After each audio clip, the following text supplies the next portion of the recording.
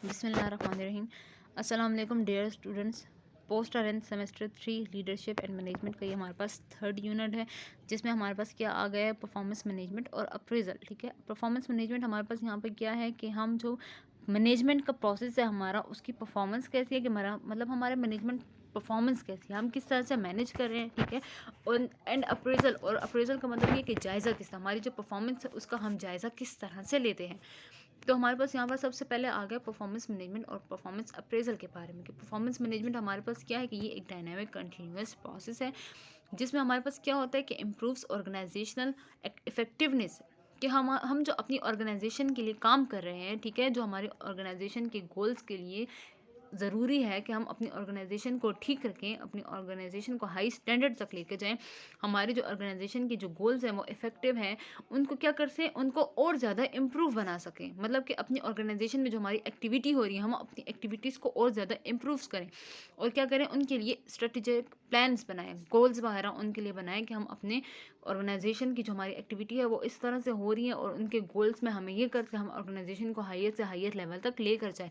Performance appraisal क्या होगी कि हम जो परफॉर्मेंस कर रहे हैं उसका जायज़ा लेंगे। ठीक है, क्या करेंगे, पीरियोडिक यूजुअली एनुअल इवेंट है, जिसमें हम सिंपली क्या करते हैं, फॉर्मली हम उसका रिव्यू लेते हैं। हम क्या करते हैं कि सिंपली जो हमने अब काम कर लिया है, हम अपना जो काम कर रहे हैं उसका जायज़ा किस तरह से लेंगे, कि मतलब क्या किस तरह से हमने काम किया है, किस तरह से नहीं किया, कोई बीच में गलती वगैरह तो नहीं है। ठीक है, इसमें हमारे पास क्या है कि कौन इन्वॉल्व होता है और व्हाट आर देयर नीड्स, और उनकी नीड्स क्या होती हैं। तो सबसे पहले हमारे पास क्या इन्वॉल्व हो गया, ऑर्गेनाइजेशन, सुपरवाइजर और एम्प्लॉय। हमारे पास क्या होते हैं, ये इन्वॉल्व होते हैं परफॉर्मेंस मैनेजमेंट पे। ठीक है, मैनेजमेंट के लिए हमारे पास क्या, ये सारे लोग जो हैं वो इसमें इन्वॉल्व होते हैं। और उनकी नीड्स क्या होती है कि ऑर्गेनाइजेशन ने क्या करना होता है, इन्फॉर्मेशन होती है उनके पास और डॉक्यूमेंटेशन करना होता है। ठीक है, फिर सुपरवाइज़र आता है, सुपरवाइज़र का क्या करना होता है, डॉक्यूमेंटेशन करता है और मोटिवेशन करता है। किसकी मोटिवेशन करते हैं, अपने एम्प्लॉयज़ की मोटिवेशन उसको करनी होती है। एम्प्लॉय क्या करता है कि वो जो है एम्प्लॉयज़ का फीडबैक लेना पड़ता है, उनको कैरियर ग्रोथ के लिए सपोर्ट करना पड़ता है, मतलब वही मोटिवेट करना पड़ता है। ठीक है, कि वो अपने कैरियर में और ज़्यादा क्या करें, तरक्की कर सके, सही तरीके से काम करें और उनके इंक्रीज कंपनसेशन और उनके जो कंपनसेशन वगैरह, मतलब वो जो काम कर रहे हैं वो क्या करना चाहिए, उसका बोनस वगैरह उनको देना चाहिए। अगर उनकी सैलरी कम है तो उनकी परफॉर्मेंस एक्टिविटी के मुताबिक उनको क्या करना चाहिए, उनको ज़्यादा बोनस वगैरह देना चाहिए। अब परफॉर्मेंस मैनेजमेंट गोल्स हमारे पास क्या है कि परफॉर्मेंस मैनेजमेंट के गोल्स क्या है कि हम क्या कर सकते हैं कि कम्युनिकेशन कर सकते हैं, सुपरवाइजर और एम्प्लॉय के बीच में कम्युनिकेशन ठीक हो। ठीक है, अपनी परफॉर्मेंस पे क्या दे सके, फीडबैक दे सकें, डॉक्यूमेंटेशन कर सके, प्रॉपर डॉक्यूमेंटेशन कर सकते हैं हर एम्प्लॉय की, हर एक चीज़ की, और डेवलपमेंट गोल्स वगैरह बना सके। ठीक है, ये हमारे पास क्या होता है कि एक ऑर्गेनाइजेशन के गोल्स होते हैं कि उनके सुपरवाइजर्स, एम्प्लॉय, मैनेजर्स वगैरह क्या रहे, सब ठीक रहें, परफॉर्मेंस पे अच्छी फीडबैक मिलती रहे। ठीक है, अच्छे डॉक्यूमेंटेशंस होते रहें, कोई एरर वगैरह ना हो, और क्या करें, और स्ट्रेटजिक प्लान्स वगैरह, गोल्स वगैरह बनते रहें। फिर हमारे पास यहाँ पर आ जाता है HR role in performance management. के एचआर का क्या रोल होता है परफॉर्मेंस मैनेजमेंट में। ठीक है, तो पार्टिसिपेट करते हैं स्ट्रेटेजिक प्लानिंग में, हमारे पास पार्टिसिपेट करते हैं ये लोग, जॉब एनालिसिस को कंडक्ट करते हैं, सपोर्ट परफॉर्मेंस मैनेजमेंट को सपोर्ट भी देते हैं, अप्रेजल सिस्टम को डिज़ाइन करते हैं। ठीक है, ट्रेन और सपोर्ट मैनेजर्स करते हैं, मेंटेन डॉक्यूमेंट्स को मेंटेन करते हैं, और क्या करते हैं, एम्प्लॉय की ड्यू प्रोसेस को प्रोवाइड करते हैं। मीन्स कि जो सैलरी वगैरह का प्रोसेस होता है वो क्या होता है, एचआर सिस्टम से होकर फिर एम्प्लॉयज़ तक आता है। तो ये सारा क्या करते हैं ये लोग, ये एचआर करते हैं। अब परफॉर्मेंस मैनेजमेंट का प्रोसेस क्या है कि सबसे पहले आ जाते हैं प्री रिक्विसाइट्स आ जाते हैं, परफॉर्मेंस प्लानिंग आता है, एग्जीक्यूशन आता है, असेसमेंट आता है, रिव्यू आता है, रिन्यूअल और रिकॉन्ट्रैक्टिंग आता है। ठीक है, हमारे पास ये सारा प्रोसेस आता है। प्री रिक्विसाइट्स में हमारे पास क्या आ जाता है कि स्ट्रेटेजिक प्लानिंग वगैरह, कि हम प्लानिंग्स वगैरह इसमें सबसे पहले प्लानिंग्स वगैरह बना लेते हैं और जॉब के एनालिसिस, जॉब्स को तजवीज़ वगैरह जॉब की कर लेते हैं। ठीक है, फिर हमारे पास परफॉर्मेंस प्लानिंग आता है कि प्लानिंग में क्या हो जाता है कि employees must have thorough knowledge of the performance management system. ये एम्प्लॉयज़ के पास एक प्रॉपर नॉलेज होनी चाहिए अपने प्रोसेस के बारे में, अपने परफॉर्मेंस के बारे में और अपने मैनेजमेंट के सिस्टम के बारे में। ठीक है, meeting between employee and manager, हमारे पास क्या प्लानिंग्स होगी कि सबसे पहले एम्प्लॉय और मैनेजर के बीच में मीटिंग होती रहे। ठीक है, set smart goals and measurement. ठीक है, हम क्या करेंगे, स्मार्ट गोल्स और मेजरमेंट, अच्छे गोल्स और मेजरमेंट्स हमारे पास क्या करेंगे, सेट करेंगे, स्टैंडर्ड्स को देखेंगे, रिजल्ट्स देखेंगे, बिहेवियर देखेंगे और डेवलपमेंटल प्लान्स वगैरह को देखेंगे। ठीक है, मतलब हम अपनी क्या करेंगे, प्लानिंग वगैरह प्रॉपर करेंगे। फिर स्मार्ट परफॉर्मेंस का मतलब क्या आ गया कि स्मार्ट का क्या मतलब है कि एस से स्पेसिफिक हो, मेजरेबल हो, अटेनेबल हो, रियलिस्टिक हो और टाइमली हो। ठीक है, यहाँ हमारे पास क्या होना चाहिए, स्मार्ट परफॉर्मेंस ऑब्जेक्टिव्स होने चाहिए। फिर परफॉर्मेंस एग्जीक्यूशन में हमारे पास क्या आ सकती है कि शेयर्ड रिस्पॉन्सिबिलिटीज़। इसमें क्या हो सकती है कि रिस्पॉन्सिबिलिटीज़ को आपस में शेयर करना। इसका मतलब इट मीन्स ये नहीं है कि आपने किसी एक ही बंदे पर सारी रिस्पॉन्सिबिलिटी डाल देनी है, नहीं। अपनी रिस्पॉन्सिबिलिटीज़ को, ऑर्गेनाइजेशन रिस्पॉन्सिबिलिटीज़ को शेयर करना है। कुछ हमारे पास क्या है, एम्प्लॉयज़ करेंगे, कुछ हमारे पास मैनेजर्स करेंगे, ठीक है। दोनों की अपनी अपनी रिस्पॉन्सिबिलिटी है।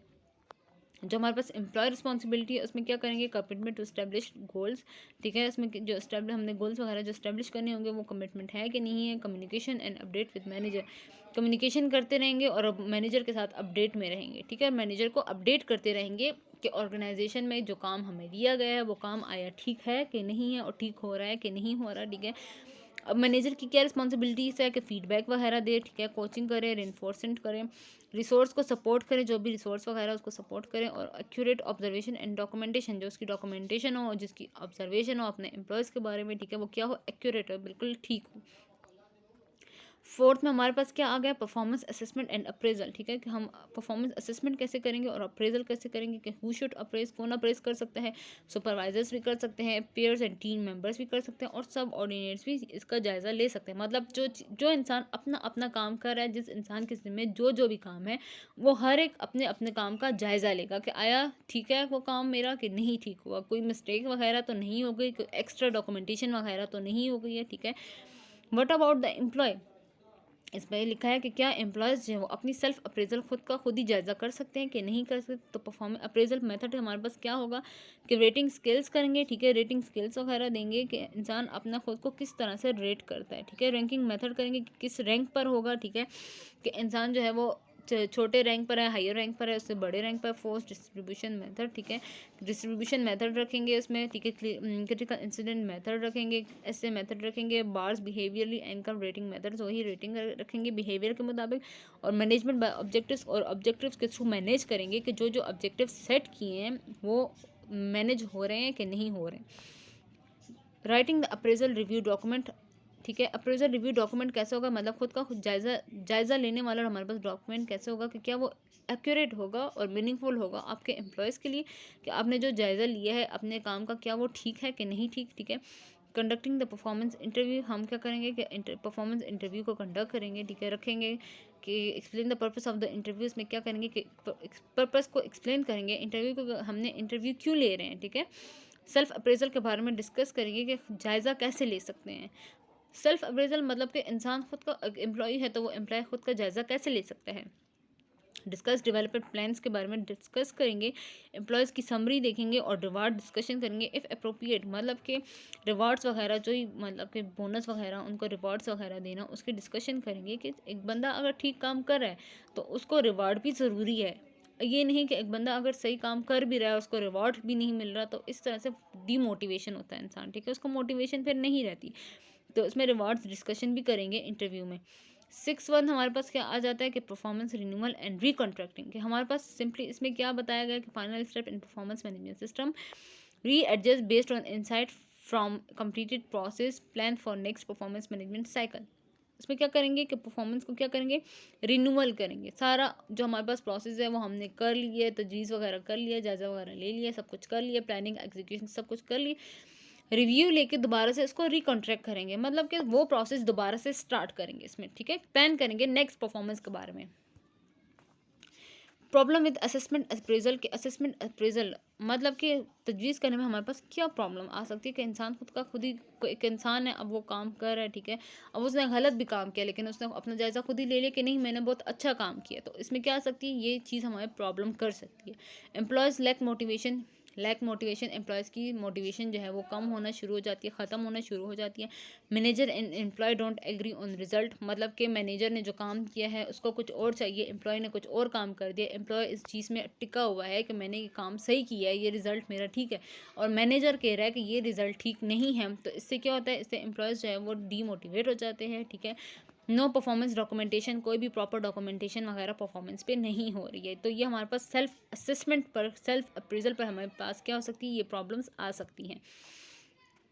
इशू विद परफॉर्मेंस मैनेजमेंट के कौन कौन से इश्यूज हो सकते हैं, लीगल इश्यूज आ जाते हैं, अनट्रेंड रेटर्स वगैरह हो जाते हैं, और रेटर एरर्स वगैरह हो जाते हैं।